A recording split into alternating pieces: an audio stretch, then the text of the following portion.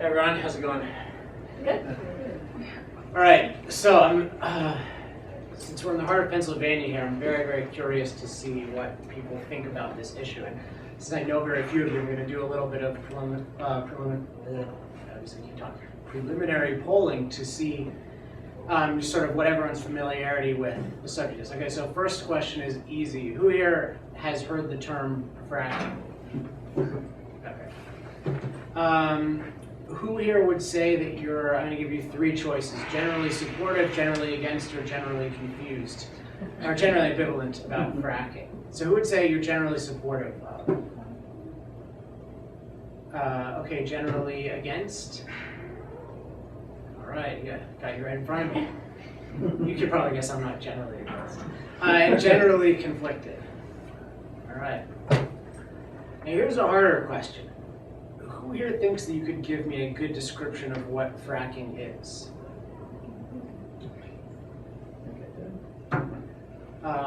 Okay, and then one more hard question. Who here thinks you could give me a good description of what energy is?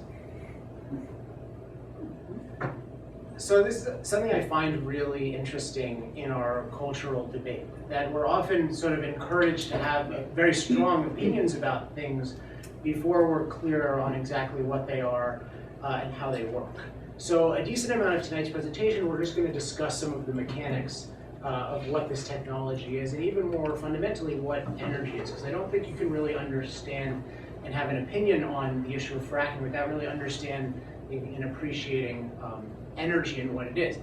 And in fact, I think that I mean, we have obviously a very skewed majority here, I think, in terms of fracking. But if you took a poll of public opinion, you wouldn't only have two in a room this large who were generally against it. And so I think that my hypothesis, since I think my view is correct, is that a lot of what leads to anti-fracking viewpoints is a lack of appreciation in our culture of just how important energy and new effective energy technologies are. So the title of this talk is Fracking Amazing, and I mean that not just to get you in the room, but because I really believe it. This technology excites me more than my iPhone 4, I don't know, 4S, but my iPhone 4 is my favorite machine that I've ever used in my life. But I really think this is, as much as I like that for myself, this is something that I think is already directly or indirectly benefiting every American and will ultimately, if it is allowed to go forward, benefit billions of people around the world. Now, does this mean that there are no risks to fracking? Absolutely not, and this is something I want to discuss extensively.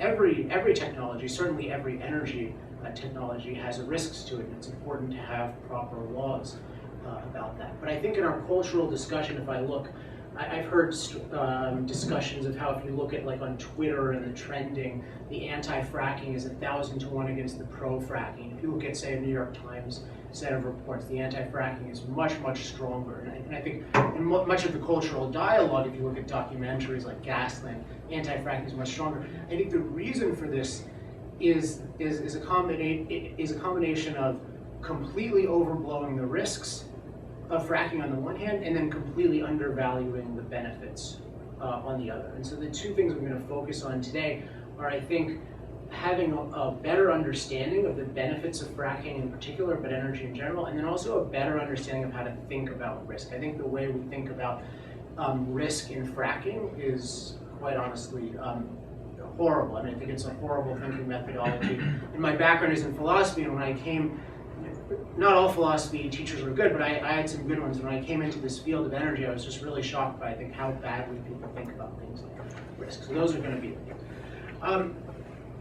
so just to give you a preview so those are going to be two common threads, and three basic points I'm going to make are, the first one is that energy production, before we talk about fracking, which is a form of energy production, I think we really need to understand energy production.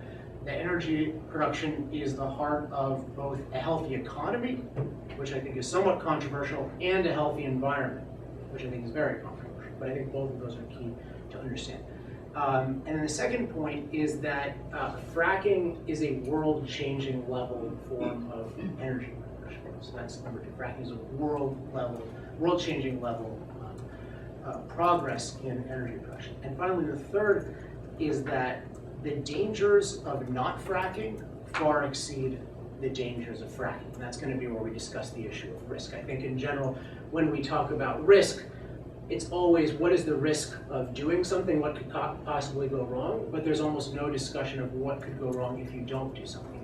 And my view here is if you don't engage in new forms of energy production, such as fracking, you are sentencing many, many people to a shorter lifespan. All right, so let's start off with energy.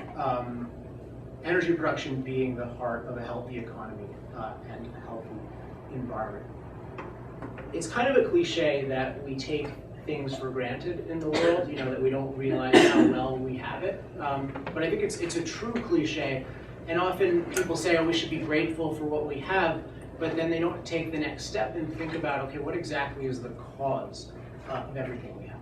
So quite honestly, as someone in this room, I mean, leaving aside that you're even at an elite educational institution and getting a college education, many of you, which is itself, something of benefit. Just being in this country at this time in history, you have approximately a life expectancy of 80. And it's not simply the years that you're going to be alive. You okay with that camera? Yeah. Okay. Sounded like it turned off. No, I just stopped. It's not just the years that you'll be alive, it's the quality of life within those years. I mean, the richest person 200 years ago, or the average person, let's say 200 years ago, in the richest place in the world, which would be Great Britain, he could expect to live to about 40, and he could expect to have a world in which not only did he lack all of the material comforts that we have, but also crucially that he had a far, far inferior environment to what we have. We tend to think of environment as something that nature gives us a good environment, and then human beings mess it up. So we're always focused on what are we doing to mess up the environment, how are we destroying the planet, how can we stop doing that, how can we be more green? But all of the statistical evidence and anecdotal evidence shows us that the farther back you go in history, the worse environment you have. If you take something like water quality, A, it's hard to get water historically. B, if you do, it can be contaminated by the local animals, it can have all sorts of bacteria, and water can be just as much a hazard as a benefit. It takes modern technology to deal with that. Air quality. Once we have fire, which is a tremendous innovation, most people are getting their heat from an open fire, where they're breathing in amounts of air pollution, local air pollution, that dwarfs anything, even like the worst you could imagine in China today.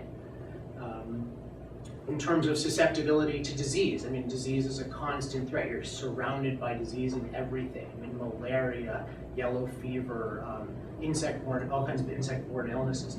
It's just, the natural environment is incredibly, incredibly hostile to human life. And the reason I bring up all of this is just to stress the point that nature doesn't give us the Garden of Eden, either economically or environmentally. We are poor, and by nature, without any sort of additional technology, we're generally very poor. We have a very poor quality of environment. And then the key, sort of almost the magical key to fixing all of this is, and to changing this, that really started in earnest about 200, 300 years ago, is the proliferation of energy. So energy is the key. Now you could look at all of these things and you could say, well, okay, life has improved in so many ways, and it's improved in every industry. So why single out energy? Why not just say, well, technology in general? And it's true, in every industry, like medicine, agriculture, etc., life has improved. But the reason I in particular became interested in energy, I had no interest in it or no knowledge of it when I was at Duke. But when I started studying just business and becoming a business writer out of college, what I realized was, and I thought I should have been taught this way earlier, was that every other industry was really an outgrowth of energy. Because all of industry and all of technology is really a process of doing work to change the world for the better for us. And in order to do that work on the world, so in order to plow that field, in order to make that pharmaceutical, what you need is energy to do it. And the huge breakthrough was, when we were really poor, it was because we had very little energy at our disposal. We only had the energy of our muscles and then the energy of animal muscles mostly, and then occasionally a water wheel or a wind turbine. But the huge thing was to find a source of cheap, plentiful, reliable energy. All of those are really key: cheap, plentiful, and reliable, that could power machines that would do all of our physical work for us. That's really the essence of our whole civilization is supported by just an immense amount of energy powering all of these machines that do a huge amount of our physical work for us. And without that whole infrastructure, without that supply of energy, everything collapses. Now you might say, well, why make such a big deal out of that? Isn't that, like, haven't we already figured out how to make energy? Like, is that something we're really concerned about? And the answer is no. There's never a point at which you stop running out of the need for cheap, plentiful, reliable energy. And one reason is that there's never too much work. Human life can never be well off enough. Even if you look in America, it always strikes me, New York is one of my two favorite places, the other Southern California, where I'm lucky enough to live. But whenever I go there, I just see a lot of people on the subway, and I can tell they're working 3 jobs, they're often single moms. And I think of the people who say, you know, life is good enough already, our standard of living is high enough already. I think it is not good enough already. And the more energy we had, the more productive people, the more machines we could attach to people, in effect. I mean, the more productive they could be at the work, the more wealth they could be producing. So just as we're way, way wealthier than people 200 years ago, so it would be possible for us to be way, way wealthier. So just as today, a fairly poor person is very rich by historical standards, the goal would be for a rich person today to look very poor in the future. So and then if we look at the undeveloped world, it's even more of a stark thing, where you have 1.5 billion people without electricity. So you've got people without light bulbs. So anytime someone talks about, oh yeah, we have enough energy, we're using too much energy, to me this is really wrong view. It's that there is this continuous, more energy is always, always better. So if a new technology comes out with the prospect of more energy, the first thing to think about is, wow, this is really exciting. This could help so many people's lives. This could help so many people's environments.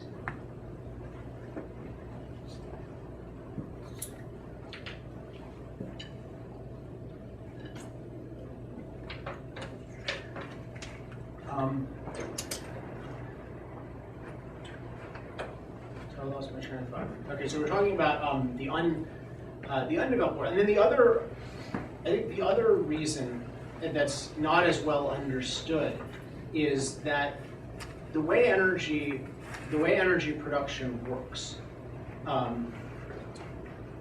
basically the way energy production works is everything in the universe is finite, including the source of energy that you get. So to give you sort of a short intro to how energy production or energy extraction works, what you're always doing is you're taking some raw material in nature that has energy in it, but it's not in a usable form. So the energy is everywhere. Energy is in all matter. E = mc squared. That equation tells us that there's an insane amount of energy in all matter.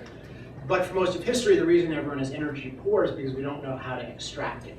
And historically, we've really only found 3 ways of extracting cheap, plentiful, reliable energy. One is to burn fossil fuels, which unleashes the energy in the chemical bonds holding those together. Another is to use the power that holds an atom together through nuclear power, usually using uranium. And then the other is hydropower, using the power of gravity and water. Things like solar and wind, those are not yet at a stage where they have ever provided for any country cheap, plentiful, reliable energy. So it's super, super hard to extract energy from nature. Whatever kind of energy you're using, it's not like we just, you have a coal or you have nuclear or you have whatever, and it just will automatically go on. You have to keep pursuing more energy, because as you learn conservation of energy in physics. The energy never disappears, but it dissipates, as in you need a certain concentration of energy to be useful. Sorry, this is a little technical, but it needs to be in a certain useful form, and once you use it, it basically dissipates as heat, and you can no longer use it. So for instance, this is commonly known with oil, when you put the gasoline in your gas tank, you only get 1 usage out of it. And you can have a economic car that gets pretty good mileage, but once it's done, there's still energy in the physical sense, but there's no energy in the useful sense. So in order to keep the cars running, the oil and gas industry have to find more and more gasoline. So that's true of oil, that's true of gas, that's true of coal, that's true of nuclear. And it's also true, incidentally, of solar and wind.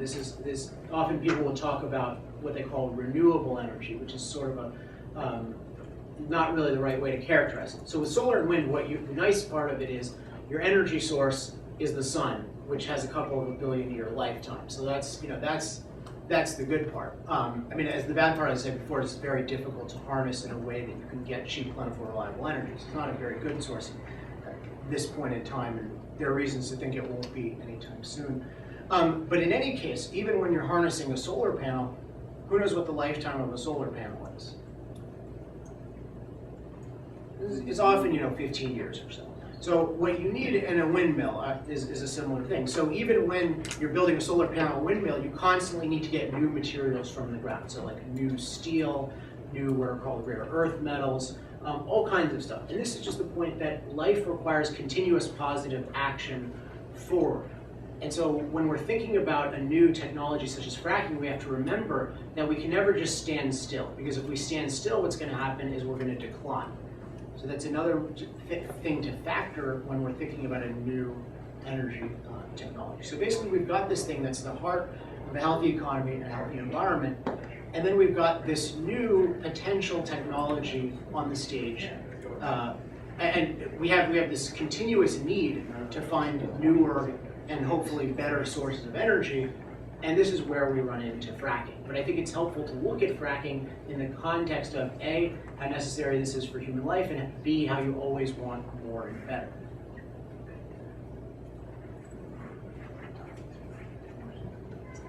So I say this is a world. You guys have nowhere to sit? Or? It's not up. It's sorry. There's some seats. So I say this is a world-changing form of energy production. So fracking is a technology that pertains to oil and in particular natural gas. Now, here's just a quick quiz. Of all the forms of energy in the world, which is the most coveted, would you say? Which do people want the most? Oil. Like oil by a lot. And the reason is because it's super portable. It's a very compact energy. It's portable. So, like for instance, natural gas is great, but it's very spread out. It's a gas. Coal is not as portable. Nuclear power is not as portable. Not as easy to use. So, oil. The reason why we hear about oil all the time, what's the price of oil? That's why you hear that the most, is because it provides such a valuable service that's really, really hard to approximate.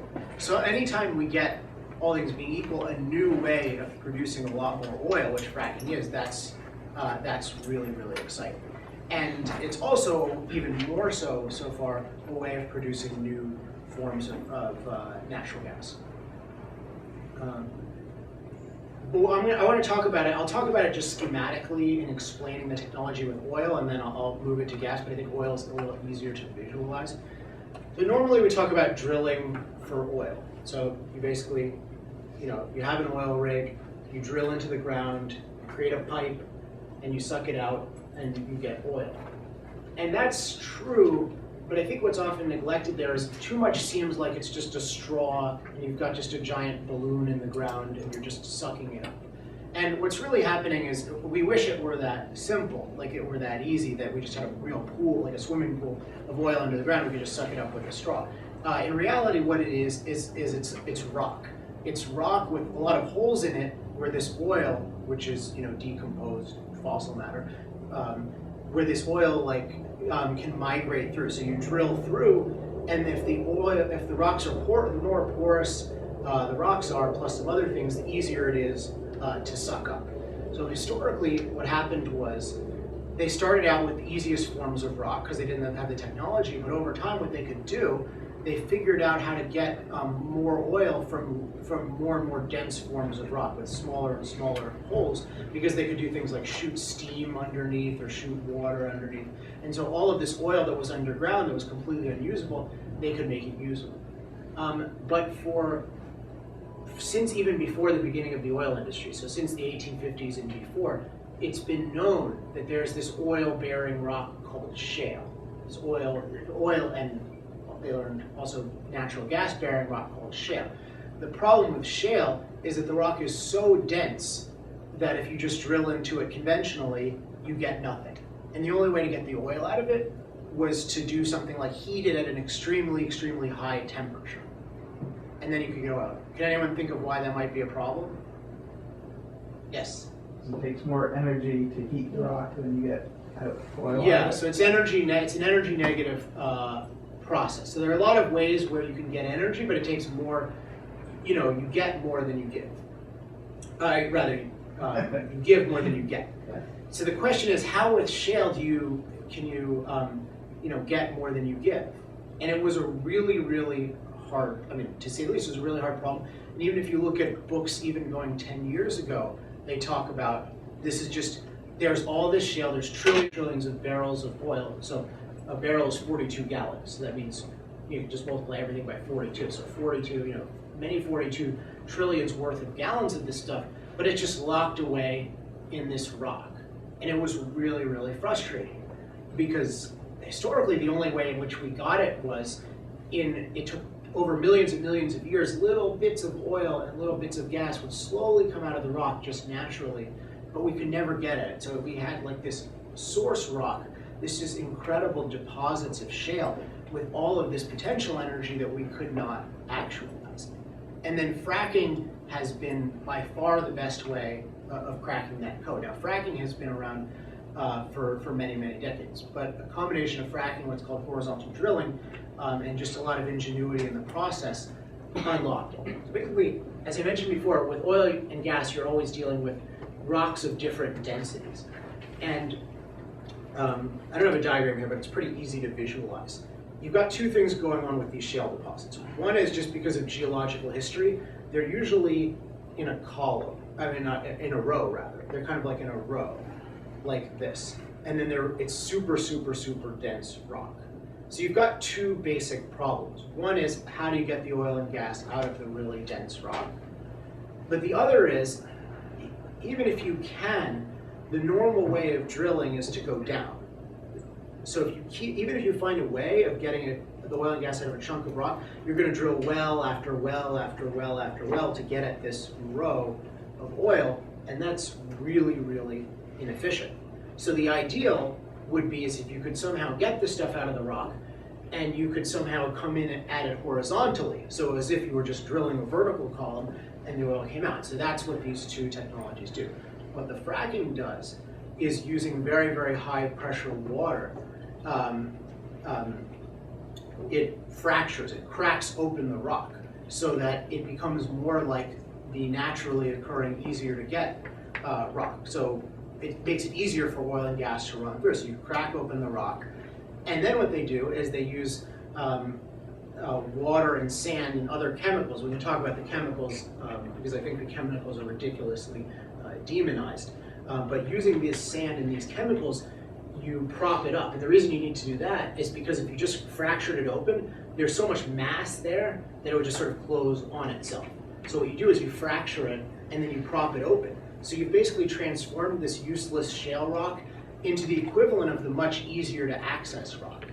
And the way they're doing it is not by coming down with all of these discrete columns. What they're doing is they're coming down basically once and then using what's called horizontal drilling, which is crazy. I mean, they can go a mile down and then miles to the side.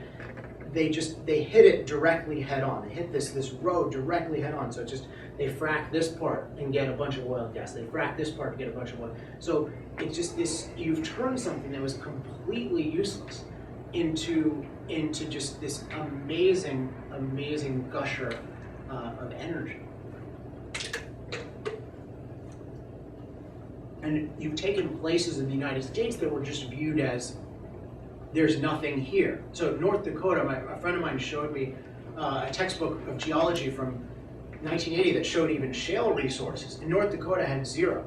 Now North Dakota is the leading source of shale oil in the US. It has an unemployment rate of 3.5%. about 1/4 of my home state of California's unemployment rate. We don't like drilling in California, not all of us. So you have North Dakota, and then of course, a state called Pennsylvania. A large part of it sits on what's called the Marcellus Shale, which, in terms of primarily for natural gas, is estimated to have the equivalent of 1/3 of what Saudi Arabia has in terms of energy. So I mean that is, and this is stuff that 10, 20 years ago no one was talking about. In 2004, I remember writing an article on natural gas, and Greenspan was saying, we're going to need to import so much natural gas because we're just running out of it. And now, running into it would be an understatement. It's just we have this our gas is now cheaper than China's coal. Just to give you an idea. And we have, and this in terms of the jobs issue, which is a whole issue unto itself, but in terms of creating really productive jobs, it's not just the jobs of the drilling for the gas. It's the jobs that cheap energy makes possible. I read a story recently about a denim factory that was being built in the US that had been planned for Mexico. And we always hear about how our labor is too expensive, so no one will manufacture here. And actually it's much more because manufacturing is basically illegal in this country to do on any sort of reasonable timescale. But even in spite of that, even in spite of how bad our manufacturing laws are, our energy prices were so cheap here that this company came here instead of Mexico. So this is the kind of thing that can happen over and over and over for this country. And then this country is by far the leader in fracking. So other countries like France and China are trying to learn from us. But if we think about around the world, these kinds of deposits exist everywhere. So the more you can bring down the price of energy, the more productivity you can get, the more of every resource you can have, and the more people will benefit throughout the world. And if you care about the undeveloped world, the number one thing you need there is cheap. Well, number one thing you need there is political freedom. Number two thing you need that we have more control over is cheap energy. So just the prospect of what this can do for people's lives is just absolutely incredible. And to make it concrete, I just want to take one example, and then I'm going to switch, which contains both oil and natural gas. And this is the issue of agriculture. So I'm just curious, rough show of hands, how many of you guys in school have learned that the world is overpopulated and that we're going to run out of food? Okay, I graduated from college 10 years ago, so I think it was a little more fashionable when I was a kid, and certainly in the 60s it was fashionable. In the 60s there was a very popular book called The Population Bomb, and a lot of the leading experts said, we're going to run out of food. Well, we had given the world's population then, which is half of what it is now. And yet now we have twice the population. We have 7 billion people. I think it was 3.8 back then. And the population is better fed than it ever was. Well, why is that? Well, it's because of two revolutions. One is a revolution in fertilizer, and one is a revolution in machinery. So the revolution in fertilizer is that using a process that involves enormous amounts of natural gas, we can create man-made fertilizers that allow far, far greater crop yields. If we didn't use these, if everyone went organic, billions of people around the world would die. So these are the whole foundation. And then in terms of the machinery, we have machinery powered by diesel, which comes from oil. And what that allows you to do is something like, a modern harvester can make the equivalent wheat of 500,000 loaves of bread a day. So we just have these incredibly powerful machines, and then this powerful process of fertilizing agriculture. But that's just one example of when someone says, oh, I'm against fracking, you have to think about this is the future of the technology that is going to feed the world. This is the next phase of oil and gas production, where you're dealing with trillions of barrels of oil potentially, and inconceivable amounts of natural gas. So we have no idea what other countries have, and we don't even really know what we have. So this is just, this is why I say fracking amazing. It's not a joke. This is arguably the most exciting. Besides the digital computer revolution, this is, I'd say, easily top 5 developments of the last 50 years. And with that in mind, I want to talk about the issue of the dangers of fracking. I was listening to a program the other day that had a lot of experts on it, and they were talking about different dangers, and it was better than average in terms of there's just a lot of outright lies that are told about the dangers, but the people were pretty objective about certain dangers that can occur with fracking. And you can imagine with any very large technology that's deployed in a large number of places, things can certainly go wrong. So now with hydraulic fracturing, the main thing that can go wrong actually has nothing to do with hydraulic fracturing, it just has to do with drilling. Besides, mechanical equipment failures can kill people. I mean, to me, that's the worst. But if one issue that's come up is the water, that has nothing to do with fracking. It has to do with whenever you drill any kind of well, whether it's an oil well or anything else, you have what's called a casing. And if you do a bad job on the casing, and what can happen is oil can go to the water table, which is pretty close to the surface. What doesn't happen is that fracking doesn't contaminate the water because the fracking is thousands and thousands of feet below and protected by thousands of feet of rock. But so if you look at a movie like Gasland, what the types of things they're talking about is that's just a standard well contamination. I don't mean standard as in okay. It should be it should be against the law and people should be prosecuted and there are and should be laws against it. But it's to say it's about fracking is just completely false. Even the head of the EPA admits that there are no the head of the EPA, President Obama's EPA admits there are no documented cases of fracking contaminated wells. Now, another thing about this is the fact that natural gas or oil getting into water, that's not a death sentence. I mean, notice we don't hear about any deaths from these things. We see people lighting, you might see someone lighting their tap water on fire, which is something that you could do with water. Of course, we weren't always lucky enough to have tap water because we didn't have energy and running water, but that's something that people have been able to do for centuries because, the greatest contaminator of groundwater is Mother Nature. Nature doesn't make any rule that says that gas and oil and water are never allowed to mix. If you look under the ocean, 2 Exxon Valdez's a year seep out of the Gulf of Mexico, just out of the bottom, just naturally. So, but the point is that these things usually get diluted to the point that they're not that big a deal. Sometimes they are a big deal, and again, we should have laws to prosecute them. But these guys on this show, I think they were pretty objective about being pretty measured about these dangers. One regarded any contribution of greenhouse gases to the atmosphere as catastrophic, which you can ask me about in the question period. I don't regard as catastrophic. I regard it as leading to mild warming. That's not a big deal. But in any case, what I found so striking is that they kept talking about all of these dangers.